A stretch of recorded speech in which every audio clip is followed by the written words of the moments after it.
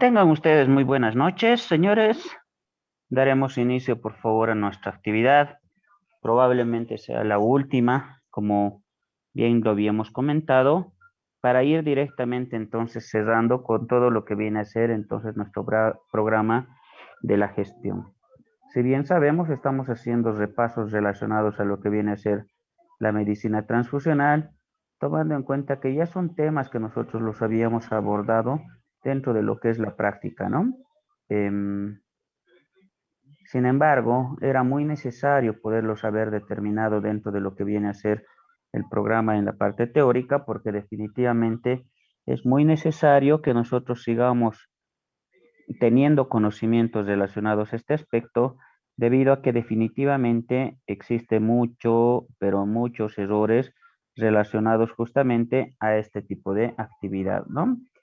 Eh, Como ayer comentaba con algunos de sus compañeros, lamentablemente dentro de lo que ya viene a ser el hospital, pues empezamos a tener problemas en este tipo de aspectos, especialmente problemas relacionados a la parte de lo que es el internado rotatorio, porque lamentablemente existen muchos alumnos que están desconociendo justamente todo lo concerniente a este tipo de acto o este tipo de procedimientos. Y la idea de hacer este repaso es que justamente el día de mañana ustedes tengan el conocimiento correspondiente y puedan poderse llegar a defender, ¿no?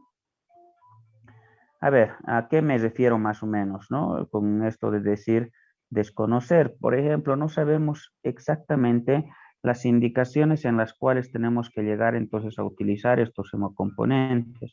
O definitivamente, pues todo lo hacemos por si acaso. Pues como muchos de nuestros internos lamentablemente son utilizados como secretarios, porque solamente les indican lleve, traiga, haga, y en ningún momento les hacen razonar directamente el por qué están solicitando o el por qué van a llegar a utilizar el componente que están llegando a solicitar, ¿no? Entonces, tomando en cuenta estos aspectos, entonces, pues a mí me gustaría que el día de mañana ustedes ya se puedan llegar a defender todo con relación entonces a estos aspectos. ¿Por qué? Lamentablemente lo vamos a decir que la medicina transfusional todavía se encuentra en pañales y que poco a poco seguramente lo vamos a ir nosotros divulgando, haciendo conocer, para que el día de mañana ya no tengamos los problemas correspondientes. Simplemente decirles que como la sangre es un órgano, pues cualquier problema relacionado al misma se lo puede entonces constituir inclusive dentro de la vía penal como como algo ilegal relacionado entonces a tráfico de órganos, ¿no? Entonces trataremos de evitar todos estos aspectos. No sé si alguien tiene alguna pregunta antes de iniciar, antes de compartir justamente donde habíamos quedado.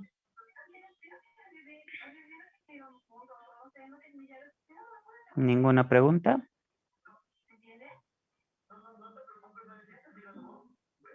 Bien, pues entonces si no tenemos ninguna pregunta, iniciaremos.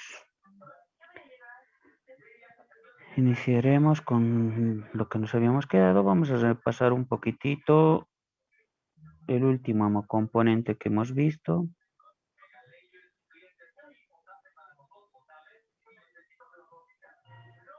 Acá. Bien, ya habíamos visto justamente los otros dos hemocomponentes. Pues ahora vamos entonces a repasar un poquitito todo lo concerniente a lo que es crioprecipitados. Y cuando hablábamos de crioprecipitados, entonces esto tenemos que tomar en cuenta y recordar, si vale el término, todo lo que habíamos hablado con relación a plasma fresco congelado.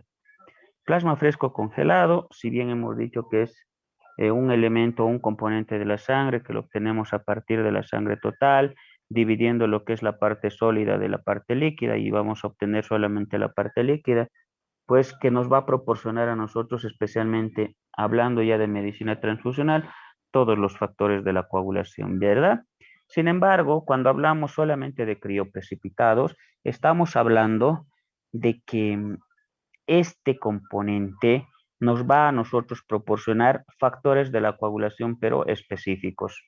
Bien, acá ya no hablamos de que vayamos a tener todos los componentes de la sangre, sino que vamos a llegar a tener componentes específicos, como por ejemplo el fibrinógeno, como por ejemplo el factor 8 de la coagulación o el factor antihemofílico, el factor de von Willebrand, el factor 13, la fibronectina, etcétera, ¿no? Son componentes específicos, no son todos los factores de la coagulación y eso quiero que por favor lo vayamos entendiendo entonces muy bien. Ahora, ¿cómo se llega a obtener? Hemos dicho los crioprecipitados, pues descongelando el plasma fresco congelado. ¿Y cómo lo vamos a descongelar? A una temperatura que oscile más o menos entre 2 a 6 grados centígrados. Esa es la idea justamente. Entonces, si nosotros realizamos el descongelado del plasma fresco, entonces lo vamos a llegar a tener vamos a llegar a tener el crioprecipitado. E inmediatamente logramos obtener el crioprecipitado, que está en una cantidad más o menos entre 15 a 30 ml, pues este se lo tiene que llegar a congelar nuevamente para que posteriormente podamos nosotros almacenarlo hasta por un año. Esas son las cosas similares con relación a plasma y con relación entonces a crioprecipitado, ¿no? Entonces, que estos elementos a nosotros nos sirven para almacenarlos hasta por un año, ¿bien? Pero necesariamente tiene que cumplir la cadena de frío, que es a menos 18 grados centígrados. Al decir que solamente me aportan los factores de coagulación específicos, entonces, de la misma forma, su indicación de un crioprecipitado está asociado a ese aspecto, ¿no? A que nos tenga que, o se nos tenga que pedir cuando definitivamente exista un problema con relación justamente a estos aspectos. Ejemplo, cuando exista deficiencia de fibrinógeno, cuando estemos frente a un paciente con hemofilia A, cuando estemos frente a un paciente con enfermedad de von Willebrand, cuando estemos con un defecto a nivel del factor 13 de la coagulación o cuando estemos en algunas complicaciones que se presentan que son graves, como es la coagulación intravascular diseminada. Muy diferente al plasma en cuanto a la dosificación. El crioprecipitado es más fácil de dosificar porque vamos a utilizar una bolsita por cada 10 kilos. Bien, pues entonces siempre hacíamos o tomábamos en cuenta el ejemplo de que si nosotros pesamos más o menos 70 kilos, seguramente vamos a llegar a necesitar 7 bolsitas, ¿no? O 7 unidades se llama. Ahora, ¿en cuánto tiempo se puede utilizar cada 12 horas o cada 24 horas? Eso va a depender muchísimo de la evaluación clínica que vayan a realizar o de la intensidad del sangrado, ¿no? Por supuesto que sí. La velocidad entonces de transfundir es muy importante. Ya habíamos dicho que estas son reglas o normas especiales para justamente evitemos nosotros los efectos colaterales. Entonces, ¿cuál es esta velocidad? Es más o menos entre 5 a 10 ml por minuto. ¿Cuál es la ventaja de dar crioprecipitados? Es que estamos haciendo una reposición específica. Bien, y la desventaja es que es plasma. Bien, será en pequeño volumen, pero sigue siendo plasma. Y lamentablemente habíamos indicado que el plasma es el principal componente de la sangre productora de reacciones adversas. Bien, por lo tanto, los crioprecipitados también se los tiene que meter en la misma bolsa. Y finalmente tenemos a las plaquetas. El último hemocomponente muy utilizado dentro de lo que viene a ser la medicina transfusional, pues definitivamente el único inconveniente que nosotros tenemos con relación a plaquetas dentro de lo que son los bancos de sangre es el tiempo de vida, ¿no? Lamentablemente una plaqueta en un banco de sangre solo se lo puede llegar a almacenar hasta 5 días como máximo. Ese es nuestro gran problema en este momento. No es lo mismo que un glóbulo rojo o que un paquete de glóbulos rojos que se almacena hasta 35 días e inclusive hasta 42 días dependiendo del anticoagulante que utilicemos en cada bolsa de recolección. El plasma fresco congelado hasta un año, los crioprecipitados hasta un año, lo cual hace que inclusive tengamos un buen stock para poder entonces distribuir cuando se presenten las emergencias. Bien, eso también es algo que ustedes tienen que llegarlo a tener muy en cuenta dentro de lo que es sus conceptos. Una cosa es una emergencia, otra cosa es una urgencia y otra cosa muy diferente es algo programado, ¿no? Una emergencia, por si acaso, es donde hay riesgo de vida, mientras que una urgencia, pues te da un poco de tiempo como para poder entonces analizar, programar y determinar. Mientras que una programada, pues desde ningún punto de vista, tiene que terminar siendo ni una emergencia ni una urgencia. ¿Ya? Pues las plaquetas también se las obtiene a partir de lo que es la sangre total. Bien, se lo obtiene por centrifugación mecánica. Se llega a obtener en cada bolsita de recolección entre 50 a 70 ml de solución en la cual nosotros tenemos más o menos 5.000 a 10.000 plaquetas. O sea, ¿qué quiere decir? Que una bolsita llega a tener 5.000 a 10.000 plaquetas y estas 5.000 a 10.000 plaquetas tienen que estar nadando en una cantidad más o menos de 50 a 70 ml de plasma. Bien, entonces nuevamente volvemos a recalcar, seguimos teniendo acá igual lo que viene a ser entonces el plasma.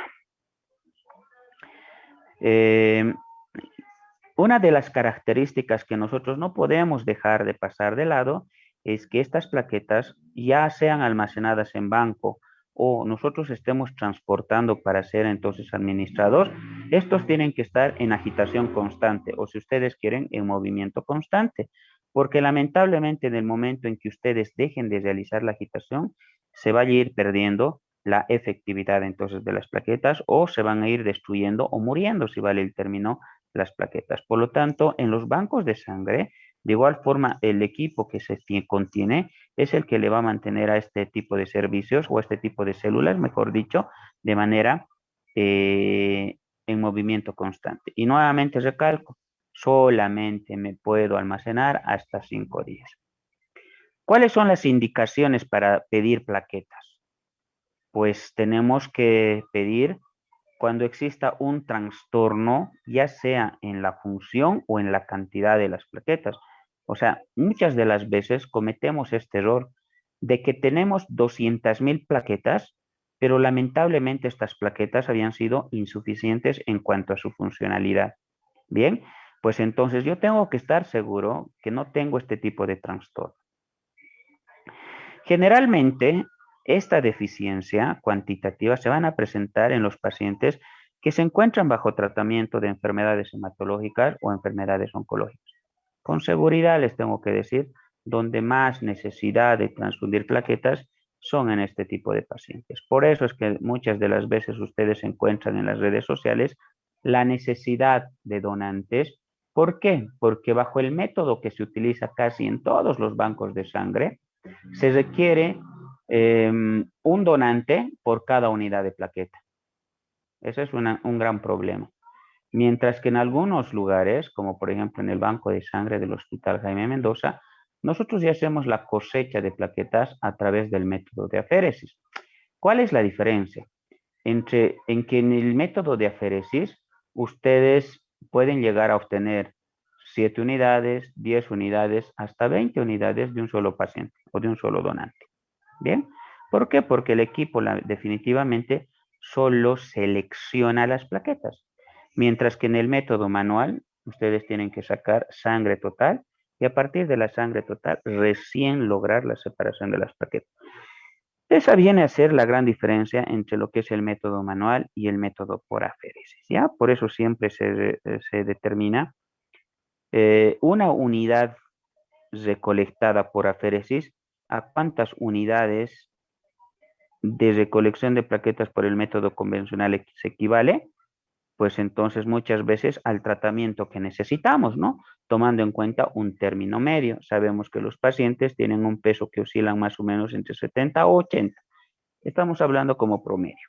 Entonces es la misma cantidad, ¿no? Ustedes entonces de una persona pueden cosechar esos 70.000 ya, o esas 7 unidades de un solo paciente con relación al método manual en el cual necesitan para cada unidad un donante.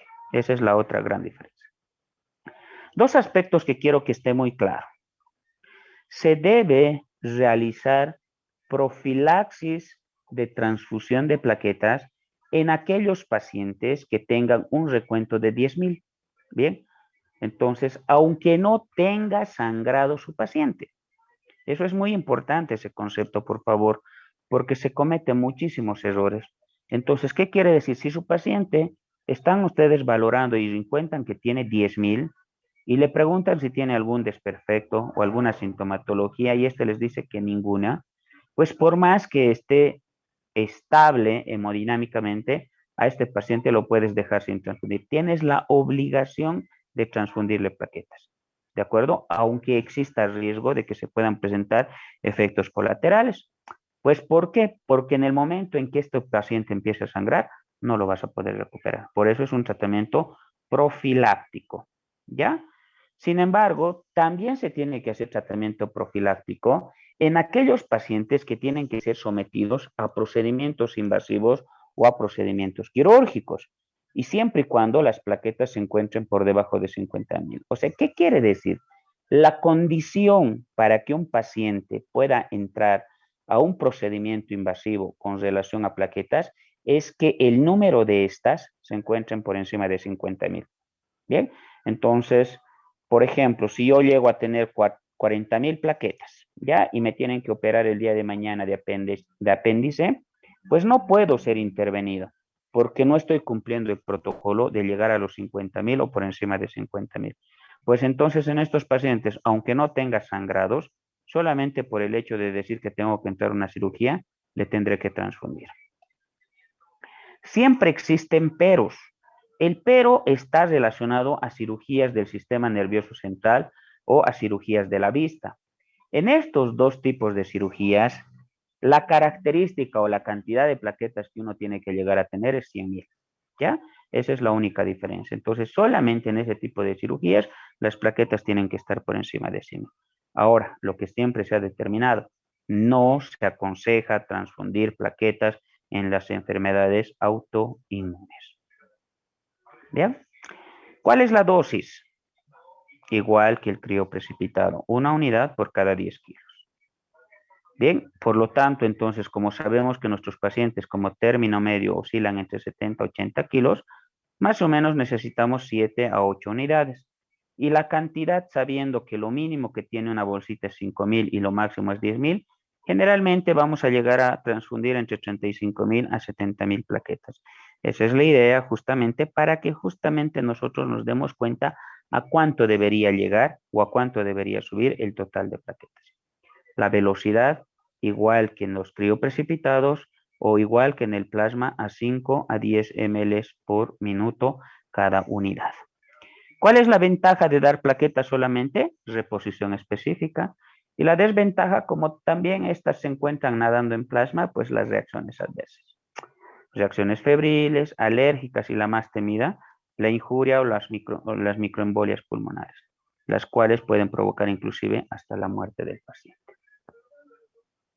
Y señores, esta parte concluimos definitivamente con este mensaje y espero que por favor se los quede grabado en el sentido que muchas de las veces no lo tomamos en cuenta, ¿no?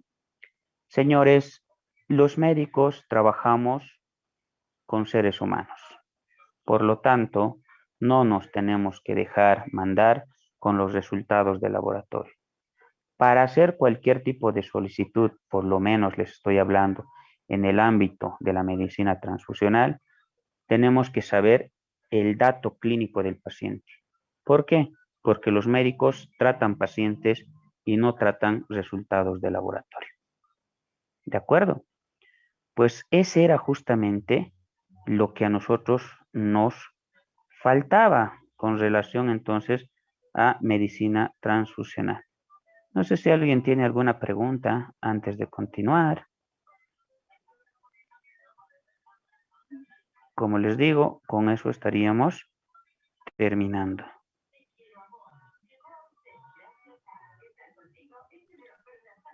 Doctor, la dosis en niños, en pacientes pediátricos, ¿cuál debería ser? Es la misma. No estoy hablando igual que con lo que es sangre. En sangre habíamos dicho que es de 5 a 10 ml por kilogramo de peso. En los niños se maneja similar a las dosificaciones que les había dado. El plasma va a ir de 10 a 20 ml por kilogramo de peso y lo mismo en cuanto a plaquetas y en cuanto a crioprecipitados. Una bolsita por cada 10 kilos. Entonces uno tiene que ir más o menos manejando esta cantidad. Si vos, por ejemplo, tienes un paciente de 5 kilos, así pongámosle. Entonces, ¿cuánto vas a necesitar en cuanto a plasma? La mitad de la dosis. O sea, si sabes que el plasma viene de 200 o 250, seguramente el banco de sangre te lo va a hacer la división correspondiente para poderlo entonces administrar. Pero no va a ser muy necesario porque a veces necesitas darle cada 12 horas, ¿verdad? El mismo producto lo vas a llegar a utilizar. ¿De acuerdo? Estoy bien, doctor. Y respecto a los efectos adversos, ¿no llegan a ser quizás un poco más severos en niños o es el mismo que en adultos? En realidad no tendría que ser los efectos adversos más severos en los niños, a no ser que exista alteraciones a nivel de compatibilidad. Bien, ¿por qué razón? Porque los niños definitivamente son los que menos invadidos van a estar. Y en cambio nosotros en los adultos, de un tiempo a esta parte, no tenemos el historial de la medicina transfusional o el historial de las transfusiones que estos pudieran llegar a haber tenido. ¿De acuerdo? A ver, yo les pongo por esto este ejemplo siempre, y es lo que estábamos hablando esta mañana con lo que es el comité, justamente el comité de hemovigilancia se llama, en el cual decíamos justamente que de un tiempo a esta parte, nosotros tenemos que implementar dentro de la historia clínica la historia de la medicina transfusional. O sea, ¿qué quiere decir? Que si en algún momento a ustedes les han transfundido sangre, que puede ser en su niñez, en su adolescencia o ahora que pasaron a ser adultos jóvenes, por cualquier motivo. Bien, ¿por qué razón? Porque la implementación de las unidades transfusionales, ustedes tienen que llegar a saber que son recientes.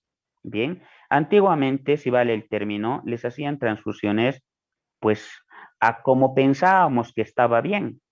Y en ese momento de que pensemos que lo que estábamos haciendo estaba bien, ha significado que nosotros sensibilicemos a muchos pacientes, a muchos. Por lo tanto, en las siguientes transfusiones van a terminar teniendo estos efectos adversos o estos efectos colaterales.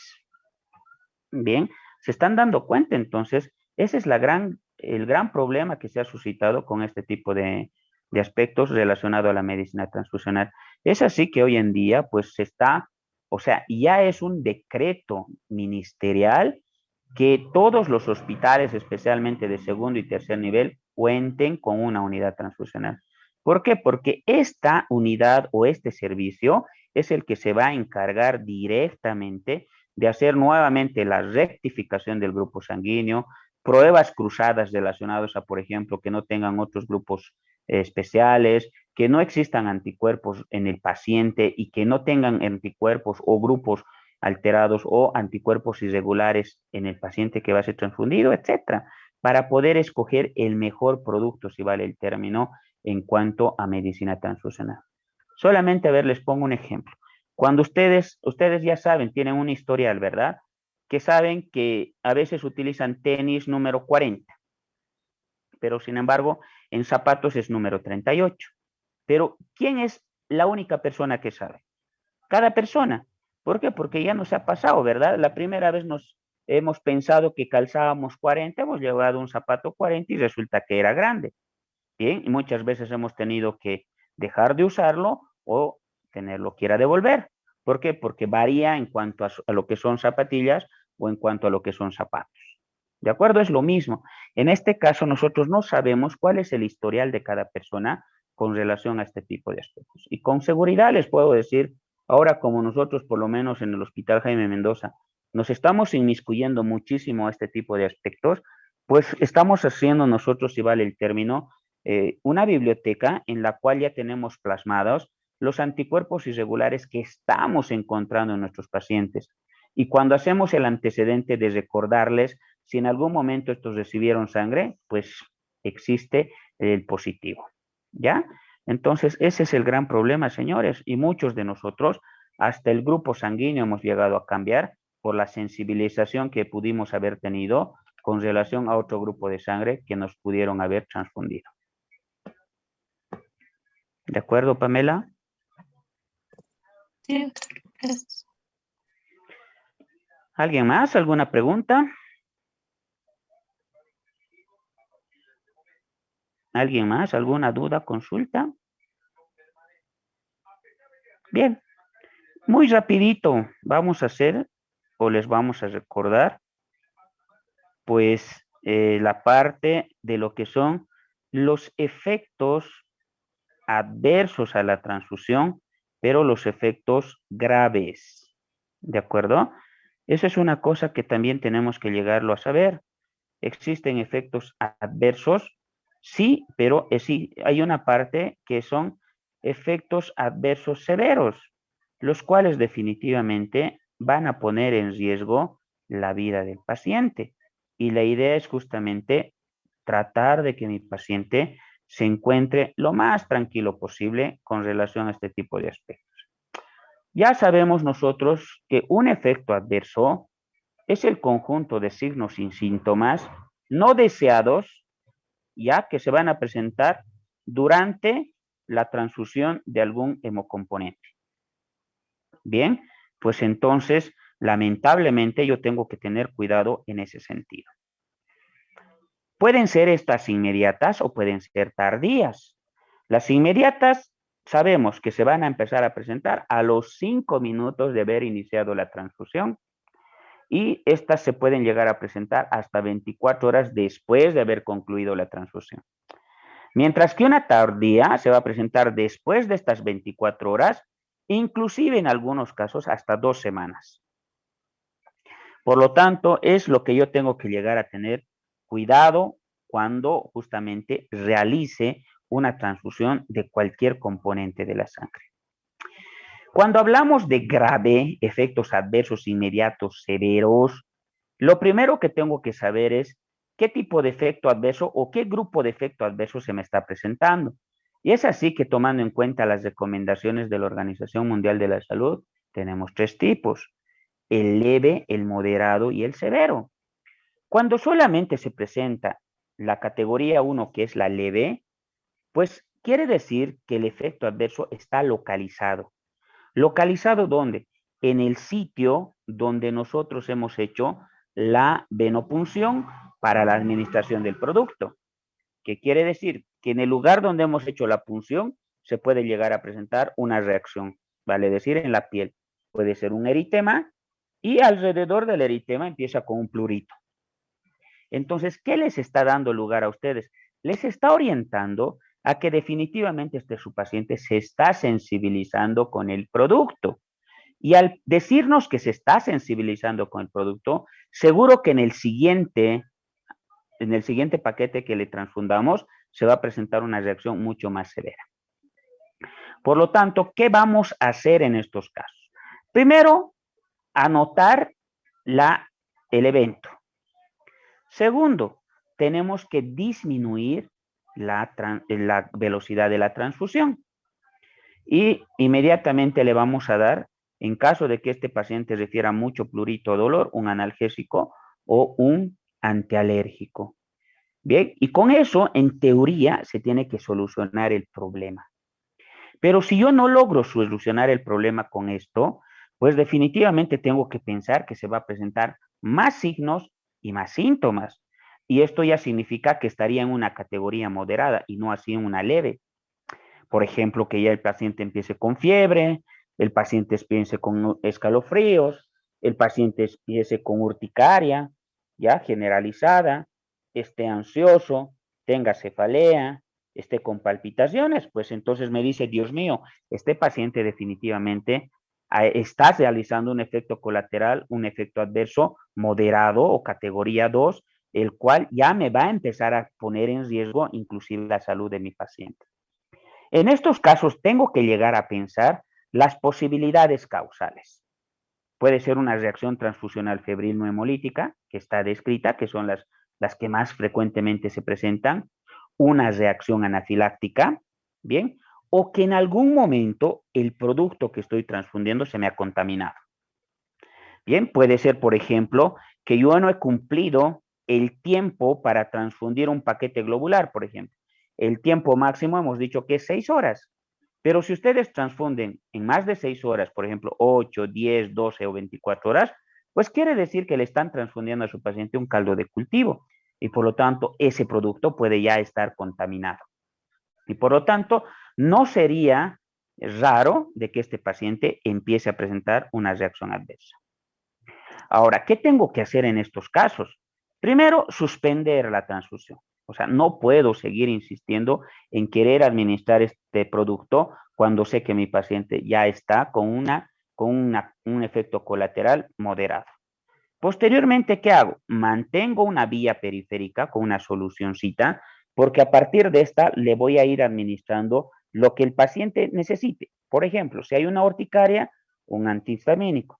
Si hay una fiebre, antipirético. Si el paciente está presentando una sensación de anafilaxia o shock anafiláctico, pues empezaré a darle adrenalina, corticoides, broncodilatadores si este paciente está con dificultad respiratoria, le administraré un poquitito de oxígeno, pero lo más importante es primero comunicar a su paciente, perdón, a su médico. ¿Y quién es el responsable? Hemos dicho, aquella persona que solicita. Por más que no sea su paciente, por eso ya les estaba comentando y les estaba dando un consejo, pues ustedes no por buenas gentes van a firmar cualquier documento. Esos documentos, lamentablemente a ustedes, o les favorece o les hunde. ¿De acuerdo? Por lo tanto, para firmar un documento, yo tengo que estar seguro de lo que estoy firmando. Y al final, si se me presenta una complicación, pues también dar la cara. ¿Ya? Y lo segundo importante es pedir un laboratorio o un perfil hemolítico, se llama. ¿Por qué? Porque puede pasar de que justamente la causa de este problema esté relacionado a incompatibilidad de grupo, ¿ya? Entonces, esas dos cosas no me puedo llegar a olvidar. Comunicar a su médico, inmediatamente de comunicar entonces a su médico, pues entonces perdón un ratito, tengo personas que me están pidiendo, pese a que ya estamos fuera de hora. Bien, con las disculpas, sigamos por favor. Por favor, si se corta, nos volvemos a incorporar, ¿de acuerdo?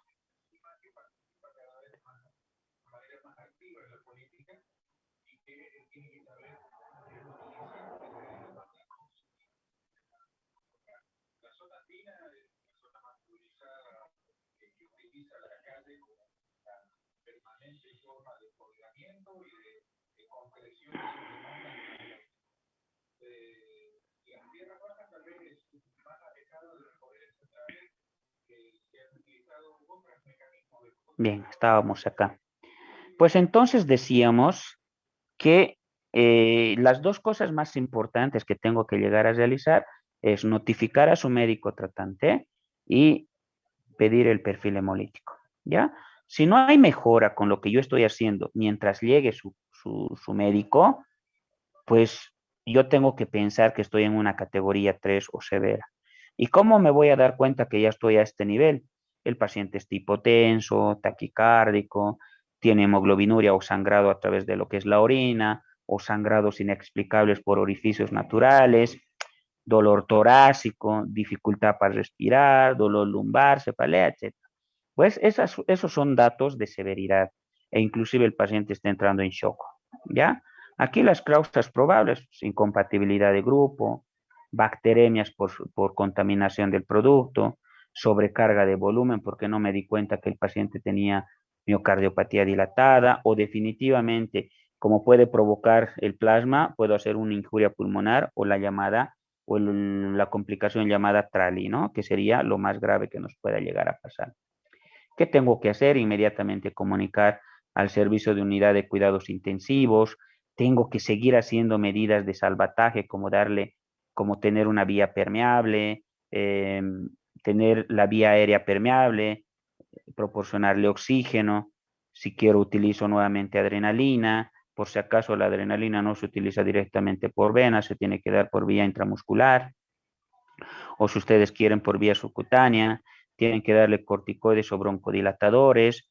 Si en caso que he pensado que es una sobrecarga, hay que darle diurético. Hay que buscar sangrados, especialmente en los lugares donde yo he realizado las punciones. Si mi paciente está hipotenso, traten de subir la presión con pequeñas cargas de solución fisiológica, que puede ser 20 a 30 ml por kilogramo de peso, cada 5 minutos, por favor. No hay que darle volúmenes de golpe. Si pese a eso no consigo elevar la presión, denle drogas para mejorar la presión, como es la dopamina, la noradrenalina, que se utiliza muchísimo en este tipo de aspectos. Y si el paciente ya se complicó porque no puede orinar, hay que someterle al paciente a diálisis.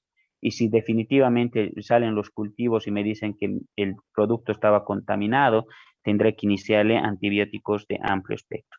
Pues son todas las cosas que yo tengo que realizar para tratar de mantener tranquilo a los familiares, especialmente de los pacientes. Ojo, que el acto de transfusión también puede quitar la vida de sus pacientes.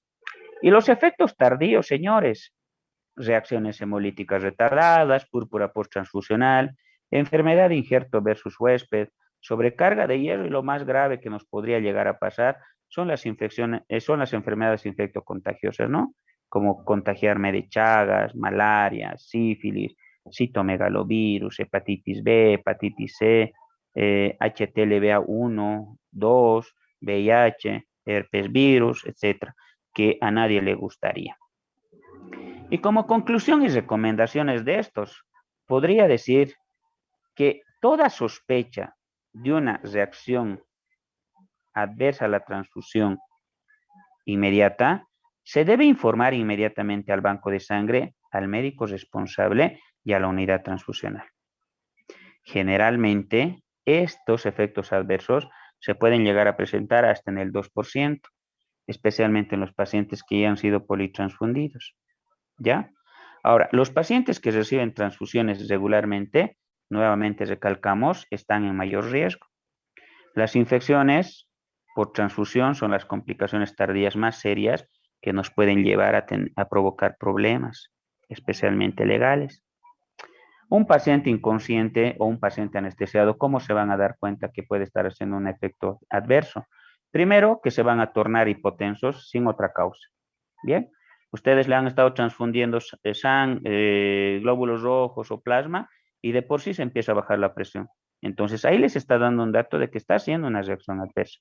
O definitivamente va a empezar con un sangrado incontrolable. Se han abierto a cavidad abdominal, se va a llenar de sangre. Entonces eso quiere decir que está haciendo una reacción adversa y que yo tengo que estar pendiente en este sentido. ¿Ya?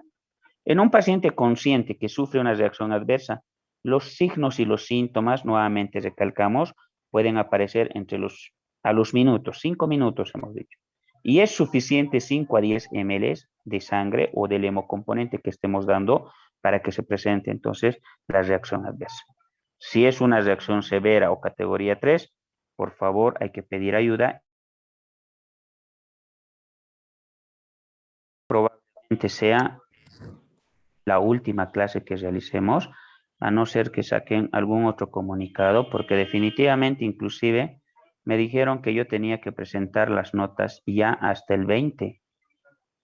Pues yo les había comunicado a nuestras autoridades que dentro de lo que viene a ser la cátedra de hematología, aún no habíamos realizado el examen de segundo parcial, por lo tanto, entonces no sé a qué notas se referían, y inclusive dentro de lo que viene a ser la práctica, todavía tengo un grupo que está realizando la práctica esta y la siguiente semana. Pues entonces no puedo subir las notas totales o las notas semifinales sin antes haber concluido con la práctica y segundo, haber entonces dado el examen de segundo parcial. Y tenía que haber una pequeña modificación, esperemos que se la realice. En caso de que exista la modificación, seguramente vamos a tener una clase más. En caso de que no exista la modificación, entonces, señores, hoy estaríamos concluyendo con toda nuestra actividad relacionado a la cuestión de la parte teórica, con relación al avance de toda nuestra temática de todo el año. Y Dios mediante, con gusto les podría decir que estamos concluyendo con un 100%. Si bien hemos dicho que la virtualidad no es la mejor forma de enseñanza, pero si nosotros nos acostumbramos y nos damos las formas, pues seguramente que nos sirve, especialmente para aquellas personas que han sabido aprovecharlos, ¿no? Y lamentablemente le tengo que decirlo, el grupo con los que estoy pasando hoy la clase no ha sido el más regular, no han sido. Pues si bien hemos empezado las actividades al principio con los 60, muchas veces con 50, otras veces con 45, las últimas clases que hemos ido realizando, lamentablemente las hemos hecho con 10, 15, 12 personas, no llegábamos a 20.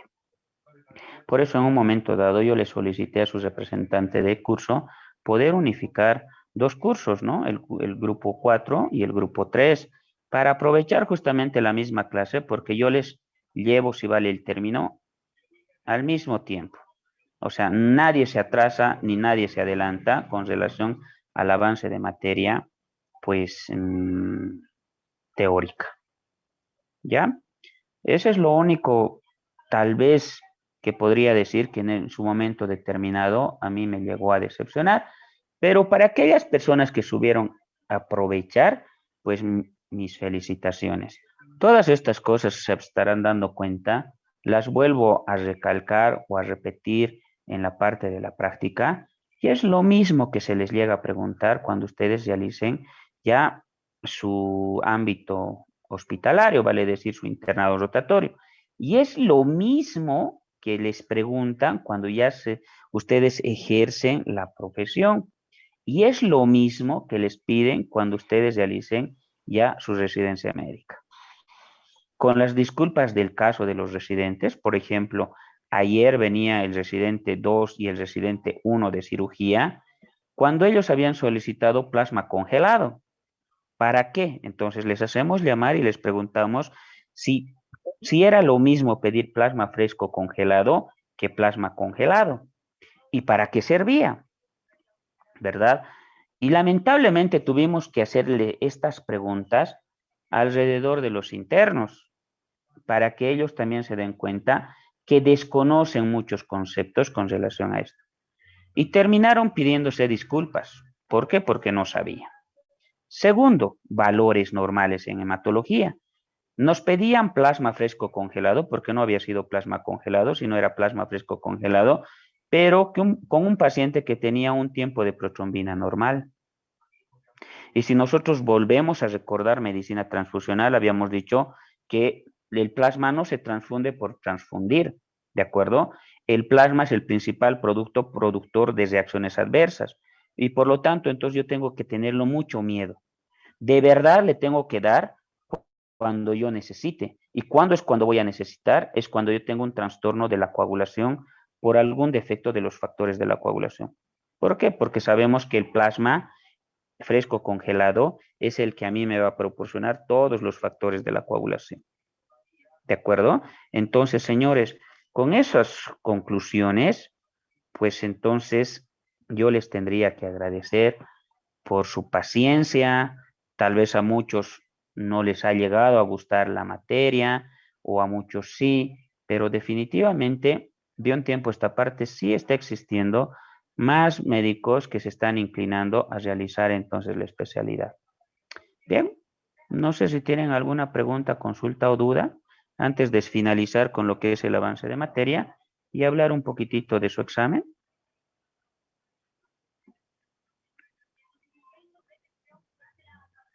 ¿Ninguna? Bien, creo que ninguna. Pues entonces ahora hablaremos un poquitito del examen de segundo parcial. Para empezar, no tengo conceptualizado exactamente si hemos tomado en cuenta el bolo de poliglobulias o policitemias en el primer examen, bien, o lo vamos a considerar también en el segundo examen. Pues entonces, para no crear mayor zozobra en este aspecto, ayer ya habíamos quedado con sus compañeros del grupo 5 que el examen de segundo parcial va desde el bolo de policitemias hasta el bolo de coagulación y hemostasia. O sea, ¿qué quiere decir? Que entraría todo lo concerniente a plaqueta, entraría todo lo concerniente primero a lo que es leucograma, granulocitopenia, agranulocitosis, leucemias agudas y crónicas, plaquetas como generalidades, trastornos cualitativos y cuantitativos de las plaquetas, púrpura trombocitopénica idiopática, coagulación y hemostasia, enfermedad de von Willebrand, hemofilia A, hemofilia B, ¿de acuerdo? Inclusive se podría decir que ahí tiene que entrar todo lo que es tromboembolismo pulmonar y anticoagulantes. Bien, pues entonces nuevamente recalco, el examen de segundo parcial abarca hasta ese bolo. Lo único que se queda pendiente para el final sería mieloma múltiple, sería linfomas, anticuerpos monoclonales, trasplante de médula ósea y todo lo que es medicina transfusional. ¿Qué quiere decir? Selección del donante, uso de los hemocomponentes y reacciones adversas. Bien, entonces eso va a quedar para el examen final. Por si acaso el examen final para nosotros es de todo lo avanzado. Desde el bolo cero, porque nosotros sí tenemos un bolo cero, y nosotros lo hemos considerado como bolo cero a lo que concierne valores normales en hematología. ¿De acuerdo? Hasta justamente reacciones adversas a la transfusión. Sí, señores, creo que estamos quedando de acuerdo en ese sentido. ¿Sí? ¿O tienen alguna duda con relación a este aspecto?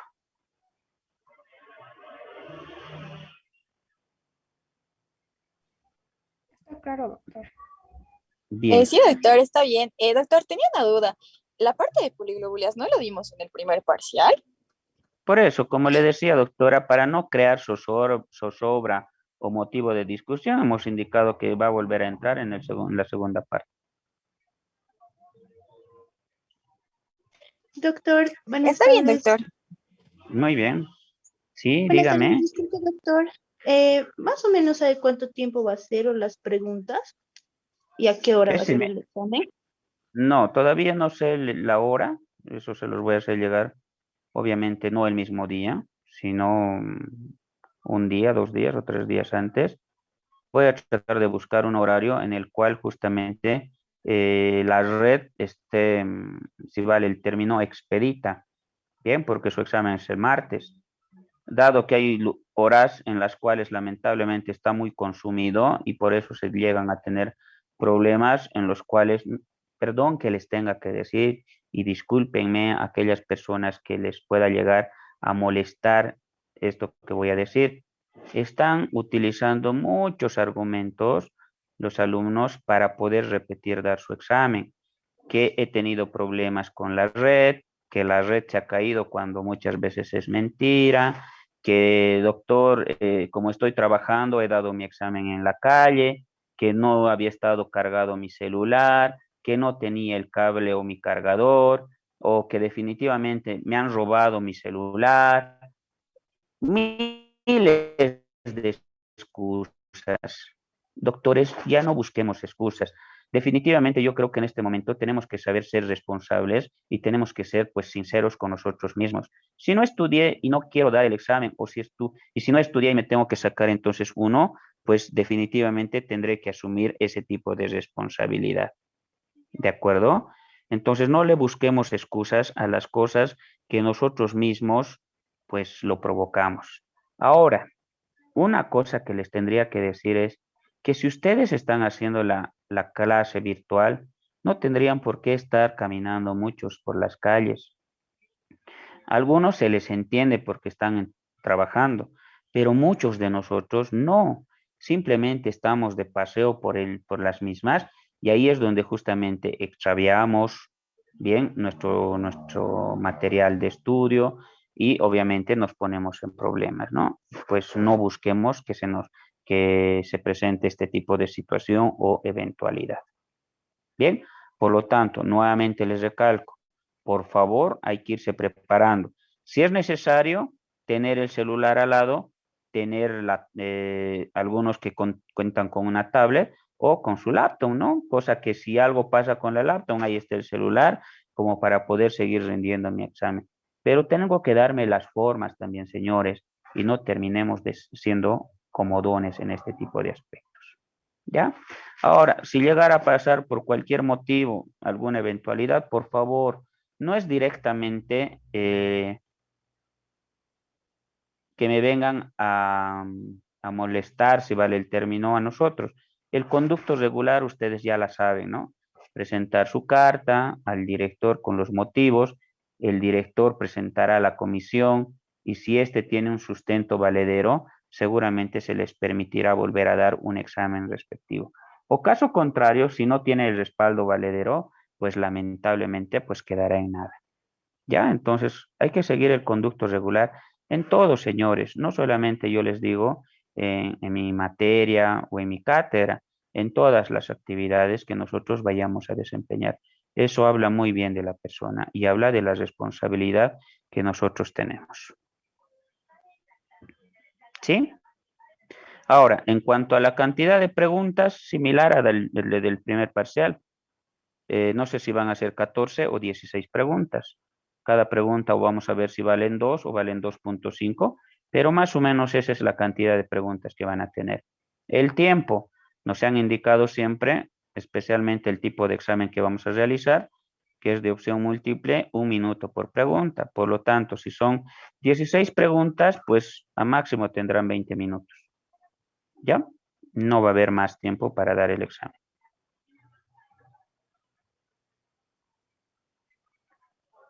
¿Alguna otra pregunta?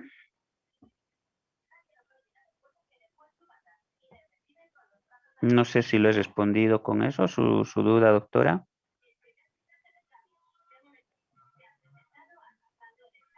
Sí, doctor. Disculpe, doctor. ¿Mañana va a estar en qué horario en el banco para llevarse su talonario y lo del Ah, curso? perfecto. Yo estoy toda la mañana. Trabajo de 8 a 2 de la tarde. Muchas gracias, doctor. Entonces mañana se lo llevo. Perfecto, no hay problema, doctora. ¿Alguien más? ¿Alguna duda, consulta? Y para concluir directamente nuestra actividad.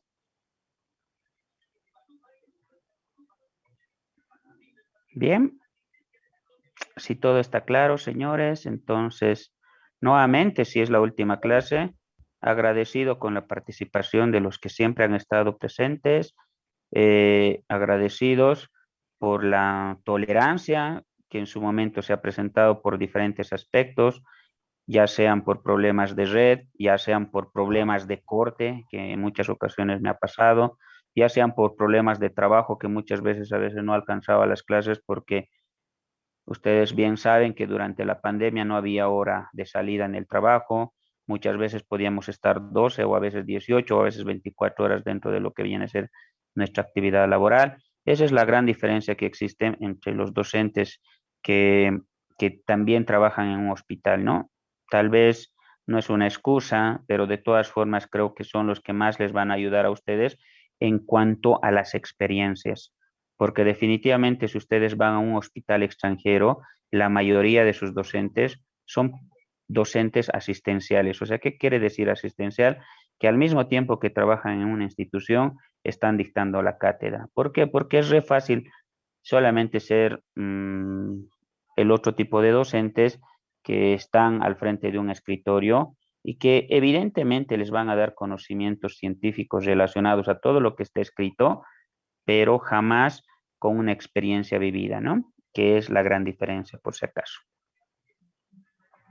Listo, señores. Nuevamente, muchísimas gracias. Entonces, nos vamos a estar viendo todavía con los que están haciendo la práctica.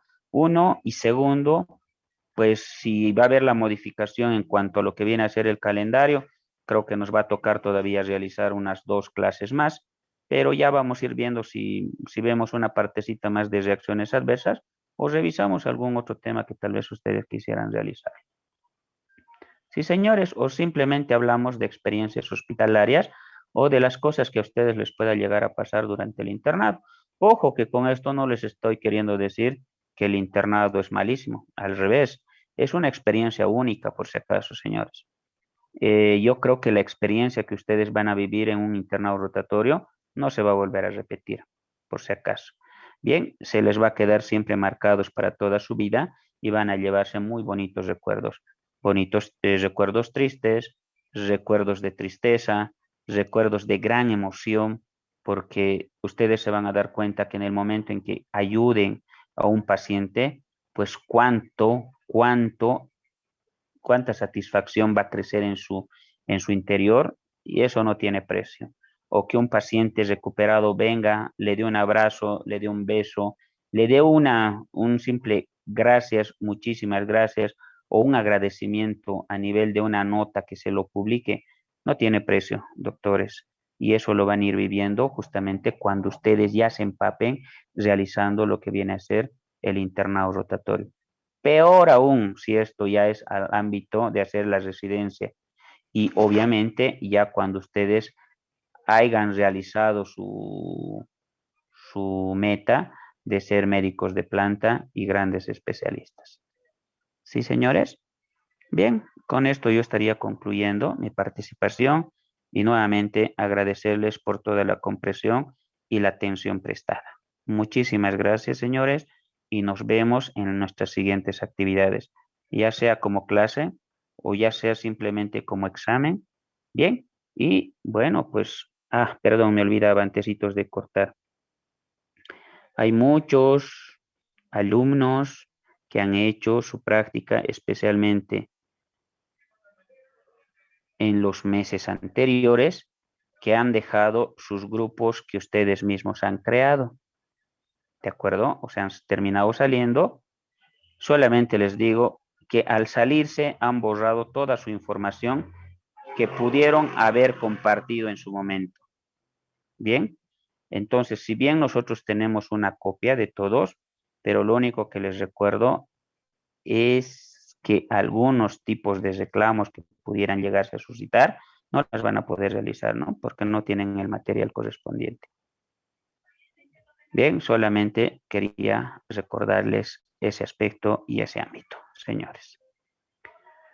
Bien, sin más comentario, concluimos con nuestra actividad y nuevamente agradecerlos. Muy buenas noches, señores. Hasta nuestra siguiente actividad. Gracias, doctor. Hasta luego. Hasta luego, Gracias, doctor. doctor. Buenas Hasta luego. noches. Hasta luego y buenas noches. Hasta luego y Hasta luego, buenas doctor. Buenas noches. noches. Hasta luego, hasta luego.